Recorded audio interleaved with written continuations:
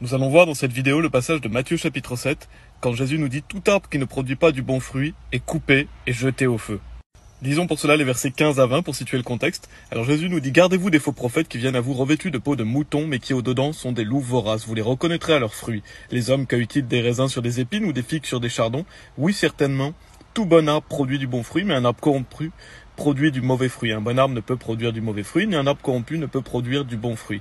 Tout arbre qui ne produit pas du bon fruit est coupé et jeté au feu. C'est pourquoi vous les connaîtrez à leurs fruits. » Donc on va voir plusieurs notions déjà dans ce passage. Notez bien que Jésus, il nous dit « Gardez-vous des faux prophètes ». Donc dans le contexte, on voit que Jésus nous parle des faux prophètes. Ensuite, il nous parle des fruits. Et donc la Bible dit « Le fruit de l'homme juste est un arbre de vie, et celui qui gagne des âmes est sage ». Donc quelqu'un de sauvé peut gagner des âmes, et donc il porte du fruit à Dieu. Porter du bon fruit, ça veut dire gagner des âmes à Jésus-Christ. Les arbres ici, ce sont des prophètes.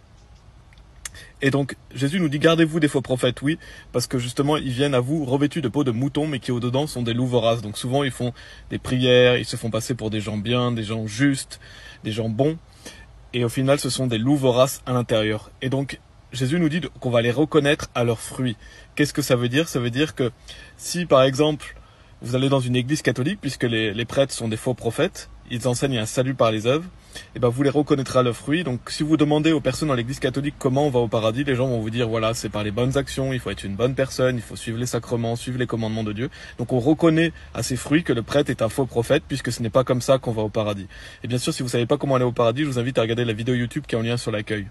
Alors que si vous allez dans une bonne église où le pasteur est sauvé, et donc vous allez parler aux gens de l'église et que les gens vous disent voilà qu'on est sauvé par la foi, que c'est gratuit, que le salut est éternel, alors vous reconnaissez les fruits, et donc vous voyez que le pasteur est très certainement un bon arbre. Donc un bon arbre est un vrai prophète, quelqu'un qui est un vrai prophète de Dieu. Un mauvais arbre, c'est un faux prophète. Et de même, par exemple, un oranger ne peut pas produire des pommes. Un pommier ne peut pas produire des oranges. Donc un mauvais arbre, c'est-à-dire un faux prophète, il ne peut pas apporter du bon fruit. C'est-à-dire qu'il ne peut pas gagner des âmes à Jésus-Christ puisqu'il n'a pas l'Esprit Saint, il n'est pas lui-même sauvé. Alors qu'un vrai prophète, lui, peut porter du fruit puisqu'il a l'Esprit Saint de Dieu. Donc c'est pourquoi Jésus nous dit « Tout arbre qui ne produit pas du bon fruit est coupé et jeté au feu », puisque les faux prophètes qui ne sont pas sauvés vont aller en enfer. Ils vont être jetés en enfer. Et donc ça ne parle pas de perdre son salut, on ne peut pas perdre son salut, ça parle d'un faux prophète. Un vrai prophète, lui, ne peut porter que du bon fruit. Bien sûr, toutes les personnes sauvées, malheureusement, ne vont pas porter du fruit, puisque cela demande des efforts, il faut se mettre à l'œuvre, et beaucoup de chrétiens ne font pas d'œuvre.